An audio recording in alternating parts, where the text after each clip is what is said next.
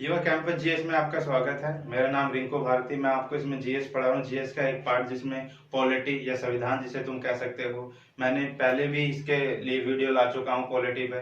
मैंने आपको कई वीडियो इसमें दी हैं जिसमें नागरिकता मैंने शुरुआत की थी। भाग 2 में नागरिकता है। इससे पहले संघ और उसके राज्य क्षेत्र बताए थे और नागरिकता को मैंने 2 पार्ट में बांटा था, जिसमें एक पार्ट में मैंने तुम्हें बताया था कि जो नागरिकता है, नागरिकता को ग्रहण करने के तरीके, त्यागने के तरीके, नागरिकता संबंधी प्रावधान भारतीय संविधान में कहां से लिए गए हैं, ये बातें मैंने तुम्हें उसमें बताई थी। उसके बाद नागरिकता से संबंधित ही ये दूसरी वीडियो है जिसमें मैं आपको बताऊंगा कि नागरिकता के अनुच्छेद 5 से लेकर 11 और 5 से लेकर 11 अनुच्छेदों के बारे में बताऊंगा। साथ ही मैं तुम्हें बताऊंगा कि अभी तक जितने भी नागरिकता संबंधित कानून आ चुके हैं उनके बारे में, और जो 2019 में रिसेंट एक नया कानून आया है नागरिकता से संबंधित, जिसे बोलते हैं सीएए।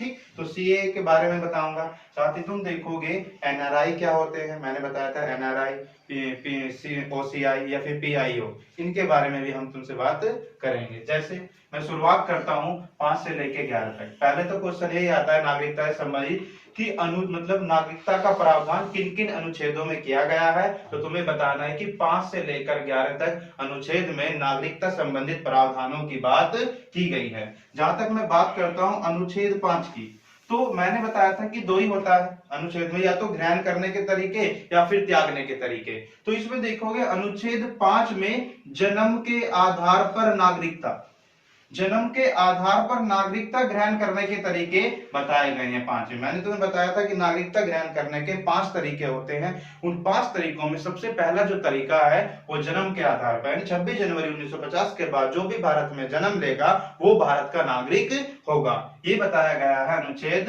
5 में। यानी जन्म के आधार पर अगर नागरिकता लेनी है तो कौन सा आर्टिकल उससे संबंधित है, तो ये आपको बताना है कि अनुच्छेद 5 है। ठीक, उसके बाद छठे अनुच्छेद में, ये बहुत इंपॉर्टेंट है, इससे क्वेश्चन आ चुका है अनुच्छेद 6 से। इसमें देखना है कि इसमें जो नागरिकता ग्रहण करने का तरीका वो किससे संबंधित है, तो आपको बताना है प्रवर्जन के आधार पर। प्रवर्जन के आधार पर नागरिकता जो ग्रहण की गई है अनुच्छेद 6 और अनुच्छेद 7 के अंतर्गत की गई है। दोनों के अंदर ही छठी 7वें में भी और आप देखोगे छठे 6 में भी, अनुच्छेद 6 और अनुच्छेद 7 दोनों के अंदर ही प्रवर्जन के आधार पर नागरिकता की बात की गई है। लेकिन ध्यान से सुनो, यहां पर पाकिस्तान से इंडिया, अनुच्छेद 6 में पाकिस्तान से इंडिया के प्रवर्जन की बात की गई है। यानी यदि कोई 19 जुलाई 1948 तक, जिस समय हमारा देश आजाद हुआ 1947 में, कुछ लोग पाकिस्तान गए, कुछ लोग क्या हुए, भारत रह गए। और उसके बाद इसमें समस्या आई कि कौन भारत का नागरिक होगा, तो उसमें टाइम दिया गया कि 19 जुलाई 1948 तक जो पाकिस्तान से इंडिया प्रवर्जन कर जाएगा या पाकिस्तान से इंडिया चला जाएगा वो भारत का नागरिक होगा। यानी छठे अनुच्छेद में पाकिस्तान से इंडिया के प्रवर्जन की बात की गई है, जो कि 19 जुलाई 1948 तक टाइम दिया गया था। और अनुच्छेद 7 में यह था कि इंडिया से पाकिस्तान, जो इंडिया से पाकिस्तान चला जाएगा, ये आपका टाइम था 21 मार्च 1948। 21 मार्च 1948 तक इंडिया से जो पाकिस्तान चला जाएगा वो पाकिस्तान का नागरिक होगा, जो भारत में रह जाएगा वो भारत का नागरिक होगा। यानी 5 में मैंने बताया जन्म के आधार पर, 6 में मैंने बताया प्रवर्जन के आधार पर, 7 में भी प्रवर्जन के आधार पर। लेकिन ध्यान देना है 6 में पाकिस्तान से इंडिया प्रवर्जन और इसमें 7 में इंडिया से पाकिस्तान प्रवर्जन की बात की गई है।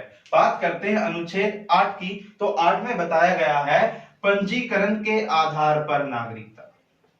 पंजीकरण मैंने बताया कि 5 तरीके, तो 5 तरीकों में एक पंजीकरण भी था कि पंजीकरण के आधार पर नागरिकता लेने के लिए कौन सा अनुच्छेद है, तो तुम्हें बताना है कि आर्टिकल 8 या फिर अनुच्छेद 8 में पंजीकरण की नागरिकता समय बात की गई है। तो 5 हो, 6 हो, 7 हो या 8 हो, इन 4 अनुच्छेद में नागरिकता को ग्रहण करने के तरीके बताए गए हैं। यह नागरिकता ग्रहण करने से संबंधित यह अनुच्छेद है। उसके बाद जो ये 9 और 10 है, दोनों के दोनों ये त्यागने से संबंधित है कि नागरिकता को त्यागना कैसे है। तो नागरिकता को त्यागना या छोड़ने से संबंधित जो प्रावधान है वो 9 और 10 में थे। मैंने बताया था कि पर्यवसान, परित्याग या फिर वंचित कर सकती है सरकार, मतलब अगर नागरिकता छीनने के लिए। तो इसमें नागरिकता प्राप्ति के तरीके हैं और इसमें छीनने के तरीके बताए गए हैं। तो नागरिकता नो, इसमें देखोगे तो इसमें स्वेच्छा से, कि कोई भी व्यक्ति स्वेच्छा से जो 18 वर्ष से कम है वो नागरिकता नहीं त्याग सकता, बालिग होना उसका आवश्यक है, वो स्वेच्छा से भारत की नागरिकता त्याग सकता है, उसमें नो में बताया गया है। 10 में तुम देखोगे इसमें वंचित आधार है, यानी मैंने बताया था कि संविधान का अनादर करता है या फिर बड़े बड़े पैमाने पर भ्रष्टाचार करता है या फिर 2 वर्ष की सजा हो जाती है विदेश में, तो वंचित के आधार पर यानी तो उससे सरकार नागरिकता छीन सकती है। तो नागरिकता छीनने के लिए 9 या 10 बताए गए हैं। तो 5 हो, 6 हो, 7 हो, 8 हो, 9 हो या फिर 10 हो, ये सब नागरिकता को त्यागने और ग्रहण करने से संबंधित है। लास्ट अनुच्छेद बचता है नागरिकता से संबंधित, और इससे भी कई बार क्वेश्चन आ चुका है आपके एग्जामों में। आप देखोगे इसमें बताया गया कि जो अनुच्छेद 11 है, 11 के अंदर संसद को यह अधिकार दिया गया है कि वो समय समय पर नागरिकता संबंधित कानूनों को बना सके, यानी कि जैसी नागरिकता संबंधित कोई विवाद उपजता है या कोई भी मतलब ऐसा विवाद आता है जिसमें संसद को कानून बनाने की आवश्यकता पड़े, तो अनुच्छेद 11 के तहत केवल संसद को यह अधिकार है कि वो नागरिकता संबंधी समय समय पर कानून बना सके। तो अगर देखोगे संसद ने समय समय पर कानून बनाए हैं। सबसे पहला जो कानून आया था संविधान बनने के बाद सबसे पहला जो कानून बना था नागरिकता संबंधित वो 1955 था। वो सभी कानूनों में वो सबसे इंपॉर्टेंट कानून था, जिसमें मैंने बताया था नागरिकता अधिनियम 1955, ग्रहण करने के तरीके, त्यागने के तरीके। ग्रहण करने के तरीके 5 बताए थे और त्यागने के तरीके मैंने 3 बताए थे। पिछली वीडियो में जाके इनको देख सकते हैं। जैसे 1955 का कानून आया, संसद के द्वारा बनाया गया। 1957 आया, 1960 आया, 1985, 1986, 1992, 2003, 2005, 2015 और अंतिम में 2019 में कानून आया है। आप देखोगे जब से संविधान बना है उसके बाद से लगभग 10 बार संसद कानून बना चुकी है नागरिकता से संबंधित। इसमें सबसे रिसेंट जो कानून है ये सीए है। सीए से आप बिल्कुल भली भांति परिचित होंगे, क्योंकि इसका अगर आप देखोगे ये विवाद में भी रहा है। तो 2019 में जो सीए है, सिटीजनशिप अमेंडमेंट एक्ट, पहले कैब था, सीएबी कैब यानी सिटीजनशिप अमेंडमेंट बिल, और ये हो गया सिटीजनशिप अमेंडमेंट एक्ट। तो आपको इसके बारे में यानी 2019 के बारे में, सीएए के बारे में बताएंगे कि ये क्या था। ठीक, उसके बाद हम आगे चलते हैं। तो ये कानून अभी तक संसद के द्वारा बनाए जा चुके हैं। इसका आप स्क्रीनशॉट ले लीजिए और इसके आप शॉर्ट के नोट्स बना सकते हैं। ठीक, अब बात करते हैं सीए की। जो 2019 में कानून आया CA,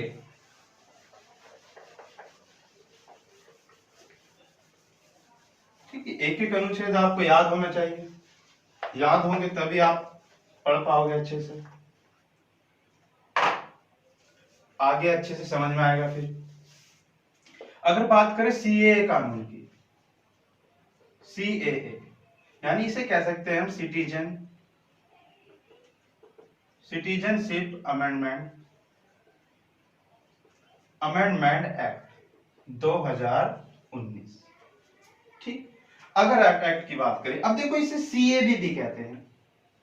CAB citizenship amendment bill इसलिए कह रहे हैं जब तक ये बिल मतलब संसद के अंदर था, जब तक कोई कानून संसद के अंदर है। संसद तुम्हें पता है राज्यसभा और लोकसभा, तो राज्य और लोकसभा उसके बाद प्रेसिडेंट के पास जाता है। तो राज्यसभा और लोकसभा के पास जब तक ये है तब तक ये बिल है। जैसे ही राष्ट्रपति के हस्ताक्षर हुए तो ये बिल क्या बन जाता है, अमेंडमेंट मतलब एक्ट बन जाता है। तो इसलिए तुम देखोगे सीएबी क्या हो गया, सीएए। जब तक संसद में था कैब यानी बिल था, उसके बाद संसद में जाने के बाद ये क्या बन जाता है, एक्ट बन जाता है। बिल और एक्ट में यही अंतर होता है, जब तक वो संसद में है तो बिल है, उसके बाद ये पहले विधेयक होता है, फिर आगे जाके क्या बन जाता है, कानून या फिर एक्ट बन जाता है। तो तुम्हें याद रखना है कि सिटीजनशिप अमेंडमेंट एक्ट कब आए, 2019 में आया। 2019 में इसमें क्या प्रावधान था और ऐसी क्या इसमें विवाद हुआ जो लोगों ने इसके लिए प्रोटेस्ट किया। ठीक, क्यों विरोध किया इसका, तो विरोध का कारण भी मैं बताऊंगा। पहले आपको ये समझना पड़ेगा कि सीएए है क्या। सीएए में तुम देखोगे इसमें सरकार के द्वारा या मतलब संसद के द्वारा जो कानून बनाया गया, इसमें 6 समुदाय के लोग या 6 धर्म के लोग, जैसे 6 धर्म के आप देखोगे, हिंदू, सिख, पारसी, ईसाई, बौद्ध और जैन, 6 समुदाय के लोग 3 देशों से, जैसे 3 देश, अफगानिस्तान बिल्कुल प्यार से समझिए इसको, अफगानिस्तान, उसके बाद बांग्लादेश और भारत का सबसे प्रिय देश पाकिस्तान। इन 3 देशों के, यानी तुम देखोगे हिंदू, सिख, पारसी, ईसाई, बौद्ध, 6 धर्म के लोग 3 देशों से, यानी ये उन लोगों को नागरिकता देने से संबंधित है जो इन 3 देशों में, इन 6 समुदाय के लोग इन 6 धर्म से संबंधित है और वो उस देश में धार्मिक रूप से प्रताड़ित किया जा रहा है, धार्मिक रूप से परेशान किया जा रहा है या प्रताड़ित किया जा रहा है, उस व्यक्ति को भारत में नागरिकता मिलेगी, उससे संबंधित है। यानी 6 देशों का मतलब 6 समुदाय के, हिंदू, सिख, पारसी, ईसाई, बौद्ध, अगर जैन, और इनमें से कोई भी किसी भी धर्म का हो, इन तीनों देश में, अफगानिस्तान, बांग्लादेश और पाकिस्तान में, यदि यहाँ पर उन्हें प्रताड़ित किया जा रहा है धर्म के नाम पर, तो भारत उसको नागरिकता देगा। तो धार्मिक प्रताड़ित लोगों को नागरिकता देने के लिए सिटीजनशिप अमेंडमेंट एक्ट 2019 भारत सरकार के द्वारा लाया गया है। यहां तक बात ठीक है, लेकिन तुम देखोगे इसमें कुछ लोगों ने इसका विरोध किया। इस विरोध का कारण है कि इसमें 6 समुदाय के लोग रखे, लेकिन इसमें मुस्लिम समुदाय को नहीं रखा, कि ऐसे इन तीनों देशों के अंदर जो भी मुस्लिम प्रताड़ित किए जा रहे हैं उनको भी नागरिकता दें, लोग ऐसी मांग कर रहे हैं।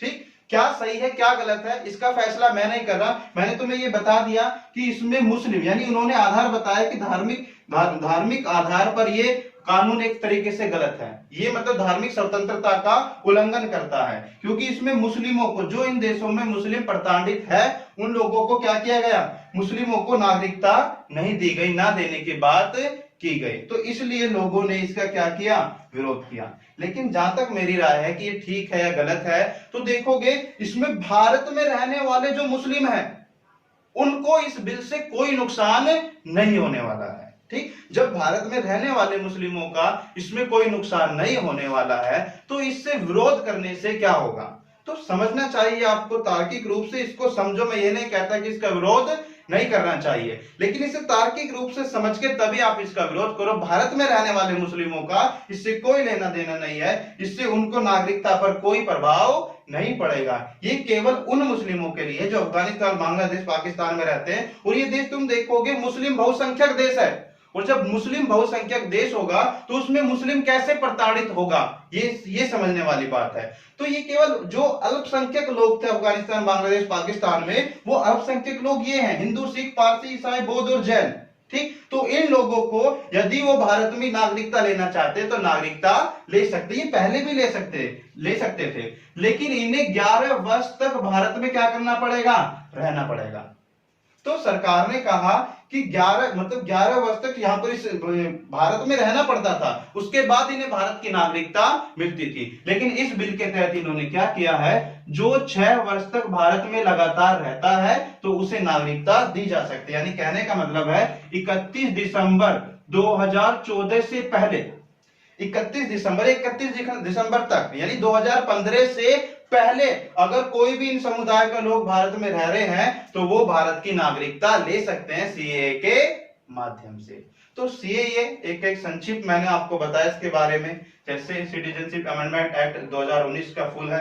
6 समुदाय के लोग इसमें शामिल हैं, हिंदू, सिख, पारसी, ईसाई, बौद्ध, जैन। उसके बाद 3 देशों के जो प्रताड़ित लोग हैं, यानी प्रताड़ित समुदाय के लोग हैं, उन लोगों को नागरिकता से संबंधित है। इसमें मुस्लिम समुदाय को शामिल नहीं किया गया। इसमें कहा गया कि 31 दिसंबर 2014 से पहले जो भी भारत में है उसको नागरिकता मिलेगी। पहले 11 वर्ष था, अब इसमें क्या कर दिया गया, 6 वर्ष कर दिया गया, नागरिकता लेने से संबंधित है। ठीक, सीए के बारे में बताया। अब हम बात करेंगे एनआरआई, पीआईओ और ओसीआई के बारे में। हम बात कर रहे थे एनआरआई, पीआईओ और ओसीआई क्या है। ये बड़ा ही मुद्दे में रहता है एनआरआई, पीआईओ और ओसीआई। तो इसके बारे में बात करते हैं कि किस तरीके की नागरिकता है। तो अगर मैं बात करूं एनआरआई की, तो एनआरआई तुम देखोगे नॉन रेसिडेंट इंडियन, यानी नॉन रेसिडेंट इंडियन, यानी एनआरआई का मतलब है वे भारतीय जो दूसरे देशों में जाकर बस चुके हैं, दूसरे देशों में जाकर बस चुके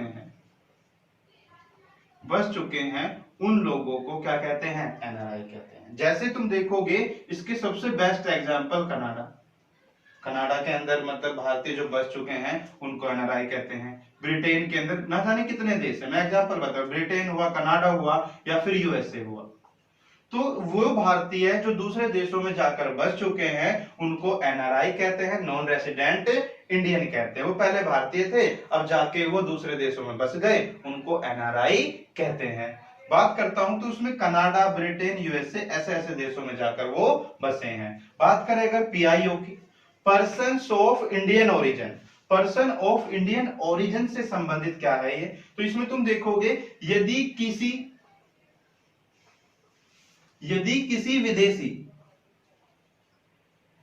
किसी विदेशी नागरिक के पूर्वज,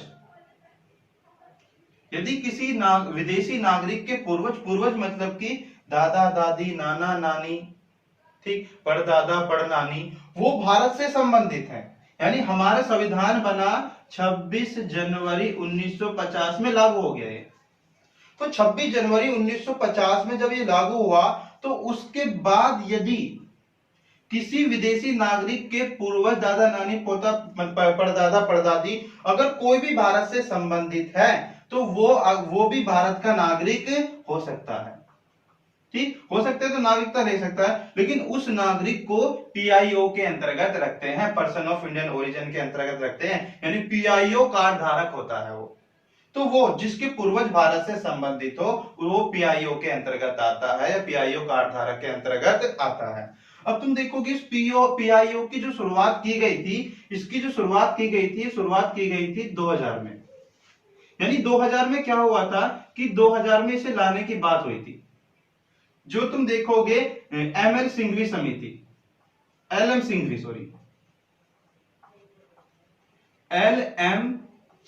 समिति, तो जो एलएम सिंघवी समिति थी उस समिति बनाई गई 2000 में, इसकी रिपोर्ट आई 2002 में, और 2002 में क्या किया गया, पीआईओ कार्ड धारक बनाए गए। यानी पीआईओ की शुरुआत कब हुई, 2002 में, लेकिन एमएल सिंघवी समिति बनाई गई थी 2000 में। यानी आपसे पूछे एमएल सिंघवी समिति किससे संबंधित है, तो तुम्हें बताना है ये पीआईओ से संबंधित है, यानी पर्सन्स ऑफ इंडियन ओरिजिन से संबंधित है। इसकी शुरुआत 2002 में की गई थी। बात आती है ओसीआई की। ओसीआई क्या है, यदि कोई भी व्यक्ति 26 जनवरी 1950 से पहले या इसके बाद, 26 जनवरी 1950 से पहले या इसके बाद वो भारत से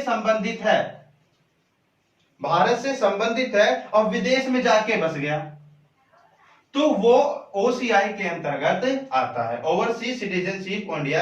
यानी यहाँ पे पूर्वजों की बात होती है, यहाँ पे खुद उस नागरिक की बात होती है। यदि वो 26 जनवरी 1950 से पहले 1950 के बाद वो भारत से संबंधित है तो वो विदेश में जाकर बस गया, तो वो ओसीआई के अंतर्गत आता है। इसकी शुरुआत की गई थी 2005 में। तो दोनों याद रखने हैं, पीआईओ की शुरुआत की गई थी 2002 में और ओसीआई की शुरुआत की गई थी 2005 में। दोनों ही तुम्हें ध्यान से देखना है। अब पीआईओ के अंतर्गत बहुत समस्या आई, ऐसी समस्या आई कि जो पीआईओ कार्ड धारक होते थे तो इसमें 16 देश थे, 16 देशों के लोगों को दोहरी नागरिकता दी गई थी। ये जो पीआईओ है ये दोहरी नागरिकता से संबंधित है।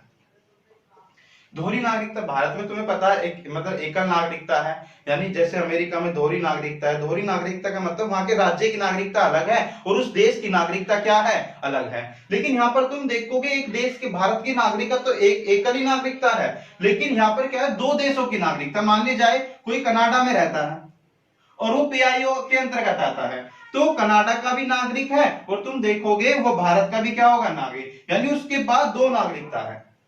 तो ध्यान से सुनो कि 16 देशों को पीआईओ के अंतर्गत दोहरी नागरिकता दी गई थी। और इसमें समस्या थी, जो कोई दोहरी नागरिकता वाला भारत में रहता था तो उसे पुलिस स्टेशन में जाकर रिपोर्ट करना पड़ता था समय समय पर। तो ऐसे में उन्हें परेशानी का सामना करना पड़ता था। तो 2015 में मोदी सरकार के द्वारा 2015 में सरकार द्वारा क्या किया गया, इस पीआईओ को ओसीआई में शामिल कर दिया गया, यानी पीआईओ को समाप्त कर ओसीआई बना दिया गया। यानी ध्यान रखना है कि इस समय पीआईओ नहीं है, बल्कि इस समय क्या है, ओसीआई है। जो नागरिकों को परेशानी होती थी उस नागरिक मतलब उस समस्या का समाधान 2015 में किया गया। तो मैंने आपको बताया एनआरआई क्या होते हैं, पीआईओ क्या होते हैं और ओसीआई क्या होते हैं। तो ये तीनों ही चीजें नागरिकता से संबंधित थी। नागरिकता से संबंधित जो भी कानून थे, जो भी इसकी मतलब टेक्निकल पॉइंट थे, वो सारे मैंने आपको बता दिए हैं। ठीक, आज के लिए इतना ही। Thank you so much for join with me. अगर हमारा ये वीडियो अच्छा लगा तो आप इसे लाइक करें, ज्यादा से ज्यादा शेयर करें और हमारे चैनल को सब्सक्राइब करें। Thank you so much.